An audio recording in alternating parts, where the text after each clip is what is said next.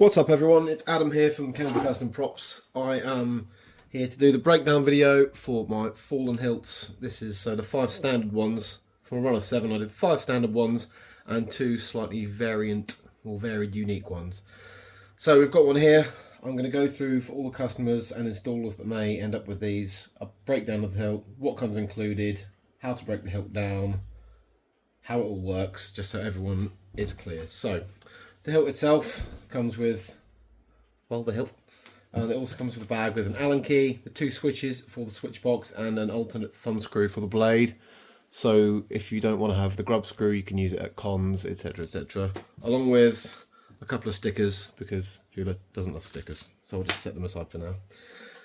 Now, going over the hilt, I've done the photos already, but we've got the pommel here has low profile sound vents. This threads off here. Knurled grip threads off again here.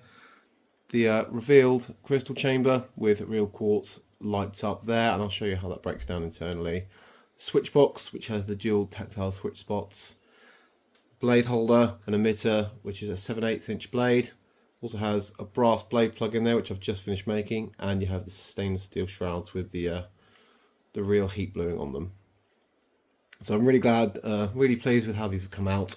They were a lot of work, but again, they are all handmade, all unique. So yeah, hopefully you enjoy them. So how they break down, very simple really. Pommel unthreads like so. Now the pommel itself is wider than the grip, so you can have a 28mm speaker if you need. So you can see the slots for the sound vents in the bottom there, and the grip again also threads off from the bottom of this. Now the grip is a 1-inch internal diameter and the pommel is 29mm. So I wanted to keep them fairly slim because that's the way I like to make my hilts, but I also wanted to give people the option to use the 28mm speaker to get the volume, because the 22, 24mm speakers, just, you can't get that same resonance. So for any of the installers that may end up with these hilts, there's plenty of length in the grip for the 1-inch install for chassis, because I know you can't double stack the board and the battery, so there's plenty of space. So you can either have a removable speaker pod, or you can do it so that there's the whole grip comes off. Now anyone that does the custom chassis will know how that all works. Now the emitter section is a little bit more complicated, not horribly, but what I've done is I've used these snake eye security screws mainly because they look a lot more in universe in my opinion than the socket head screws. So they require one of these to come apart, and this is a pretty standard, focus there, it's a pretty standard sort of screw bit. It comes in any multi-tool bit. So the first thing to do to break this down is take off the switch box. Now on the back of the switch box you can see spots for the switches. Now I've machined it so there's lots of square space. There shouldn't be any sides touching, although some insulation tape might be advisable. There's that, and the holes are press fit for the switches, though again a bit of glue for extra stickiness may work. Now there's obviously 2 slots here for the switches and the wires. Now the way my crystal chambers work, to anyone that's not had one before, there's a slot along the back of the chamber inside to allow passage for the switch wires and the wires to go from the chassis to the PCB section. Now the next step is to take off this switch shroud.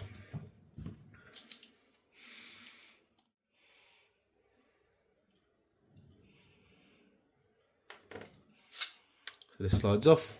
You can see the windows for the chamber at the top. This is just a piece that makes it all look a bit tidier. That's the emitter. Now here you can see the crystal chamber is a bit more revealed. Now the way to get the crystal chamber out, there is a single grub screw on the side which you can just loosen off, take it all the way out if you want to, and the chamber will drop out the bottom.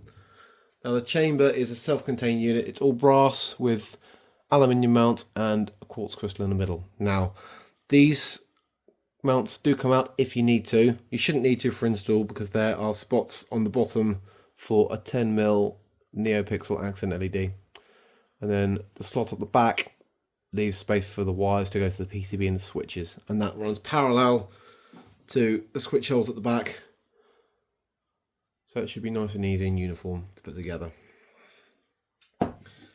Now we also have here, there is all metric because UK. There's an M3 grub screw here, which sits just above the chamber, bottom of the emitter socket for your PCB or in-hill LED module if you decide to go that way. So that is just there.